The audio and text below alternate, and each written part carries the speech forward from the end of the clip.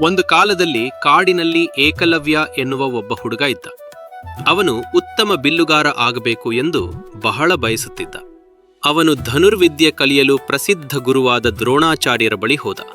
ಗುರುಗಳೇ, ನನಗೆ ಬಿಲ್ಲು ಬಾಣ ಕಲಿಸಿರಿ ಎಂದು ಕೇಳಿದ. ದ್ರೋಣರು ಹೇಳಿದರು, ನಾನು ರಾಜಕುಮಾರರಿಗೆ ಮಾತ್ರ ಕಲಿಸುತ್ತೇನೆ.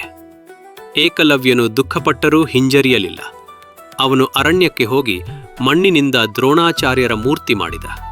ಪ್ರತಿದಿನ ಆ ಮೂರ್ತಿಗೆ ನಮಸ್ಕರಿಸಿ ತನ್ನಷ್ಟಕ್ಕೆ ತಾನು ಅಭ್ಯಾಸ ಮಾಡುತ್ತಿದ್ದ. ಅವನ ಪರಿಶ್ರಮದಿಂದ ಅವನು ಅತ್ಯುತ್ತಮ ಧನುರ್ಧರಿಯಾಯಿತು. ಒಂದು ದಿನ ದ್ರೋಣಾಚಾರ್ಯರು ಬಂದರು. ಏಕಲವ್ಯನ ಪ್ರತಿಭೆ ನೋಡಿ ಆಶ್ಚರ್ಯಪಡಿದರು. ನಿನ್ನ ಗುರು ದಕ್ಷಿಣೆ ಏನು ಎಂದು ಕೇಳಿ ಅವನಿಂದ ಬಲಗೈ ಬೆರಳು ಕೇಳಿದರು.